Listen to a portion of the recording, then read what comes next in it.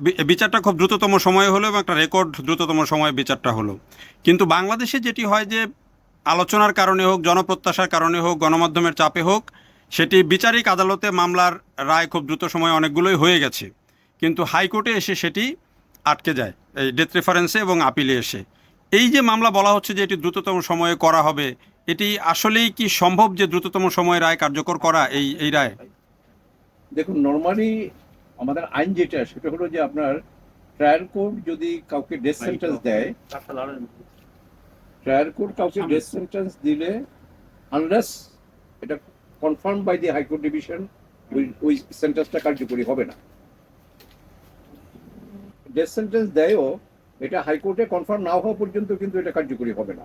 এবং এই কনফার্মেশন হাইকোর্টে আসার পরে আপনার আমাদের এখানে যেই নিয়মে চলতেছে তাতে হলো যে ওই ইয়ার অ্যান্ড নাম্বার, সন এবং নাম্বার অনুযায়ী কিন্তু এগুলো চলে আসতেছে। যেমন এখন 2026, আপনি মামলা পাবেন হলো 2019-এর বা 18 হলে কত, 18 সনের ডেথ রেফারেন্স এখন শুনানি হচ্ছে 7 বছর 8 বছর পরে। নর্মালি এটা চলে আসতেছে। এখন এক্সেপশনালি যদি আপনার এটা শুনানি করতে হয় মানে আর্লিয়ার, তাইলে আপনার এটা পেপার বুক করতে হবে এবং এই পেপার বুক সেকশন থেকে পেপার বুকটা যত শীঘ্র সম্ভব করে তারপরে যদি পেপার বুক রেডি হয়ে আসে তখন এটা আগে যেমন আমরা কোর্টে মেনশন করে আমাদের ডেথ রেফারেন্স শুনানি হতো, এটা এখন মাননীয় প্রধান বিচারপতি মহোদয়ের অফিসে যান, উনি যেই কোর্টে যেভাবে আছে উনি কোর্ট ডিস্ট্রিবিউট করে দেন, ওইভাবে শুনানি শুরু হয়। ধরেন রাষ্ট্র চাইলো, সরকার চাইলো যেটা দ্রুততম সময়ে হোক। সরকার চাইলেই তো আর হবে না, সরকার তো আর বিচার করবে না, বিচার করবে হলো কোর্ট। তো কোর্ট বিচার করতে হলে এটা অ্যাবসলিউটলি মাননীয় প্রধান বিচারপতি মহোদয়ের এখতিয়ার। কারণ এই যে পেপার বুককে যে যাবে বিজি প্রেসে, এই পেপার বুকে এখানে সিরিয়াল ব্রেক করে যদি অনারেবল চিফ জাস্টিস সাহেব যদি অর্ডার দেন তাইলে যাবে, আদালত যাবে না, সরকার চাইলেই যাবে না। তাহলে কি আমরা মানে লিগ্যাল প্রসিডিংস এর মধ্যেও যদি যাই দ্রুততম সময়ে, কোর্টও যদি করতে চায় তারপরেও কিরকম সময় লাগতে পারে? সম্ভব, সম্ভব। যেমন আপনার সিরিয়াল ব্রেক করে হয়েছে না আপনার এই যে 5ই আগস্টের পরে আপনার আবরার মার্ডার কেস যেটা, সেটাও স্পেশাল একটা কোর্টকে পাওয়ার দিয়ে আপনার পেপার বুক রেডি করে এনে শুনানি হলো। তারপরে সিনহা মার্ডার কেস, এটাও আপনার সিরিয়াল ব্রেক করে হয়েছে। নারায়ণগঞ্জের 7 মার্ডার কেস, আমি লয়ার ছিলাম, আমার যদি মনে পড়ে সেটাও হয়েছে। তা কাজেই অসম্ভব যে তা না, বাট ইট ডিপেন্ডস অন রাষ্ট্র। তো বিচার দেবে রাষ্ট্র, বিচার করবে হলো আদালত।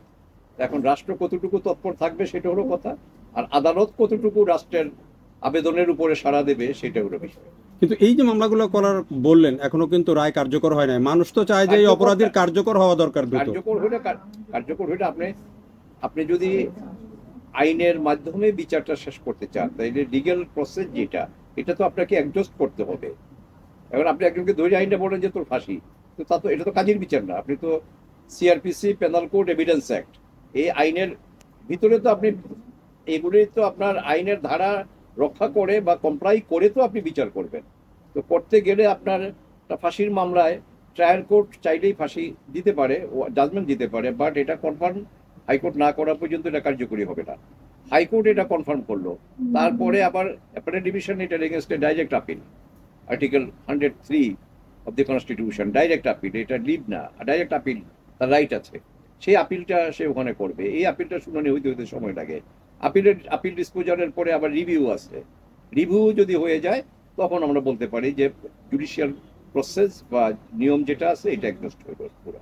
তার মানে হচ্ছে যে এই একটা মামলার জন্য কি এই মানে পুরো প্রক্রিয়াকে বাইপাস করে সেটা কি করা খুব দ্রুত সম্ভব হবে মনে হয় বিশেষ কোনো একটা মামলায়? না, বিশেষ কোনো একটা মামলায় আপনার এই যে আমি যে কথাগুলো বললাম যে এগুলো তো আইনের স্তর, এই স্তরগুলো তো আপনাকে পার হইতে হবে। সার্বিকভাবে কি এটা কোনো মেসেজ দিচ্ছে যে অপরাধ প্রবণতা কমার ক্ষেত্রে এই রায়টা? অপরাধ প্রবণতা কমার বাড়ার কোনো কিছু না, এটা ভিন্ন জিনিস। ওগুলো যারা সমাজ নিয়ে চিন্তা করে, দেশ নিয়ে চিন্তা করে, তারা চিন্তা করবে। এটা বিচার যদি আপনি বলেন, বিচারের যেই আইন আছে, এক্সিস্টিং ল যেটা, এটা যতক্ষণ পর্যন্ত পরিবর্তন না হবে এখন যে নিয়মে আছে এই নিয়মের ভিতরেই চলবে। তাতে সময় বেশি লাগারই কথা। আর যদি এটাকে মিনিমাইজ মানে আপনার স্পিডি করতে চান, সেটাও যে অসম্ভব তা না, এটা কোর্টের উপর নির্ভর করে। Thank you.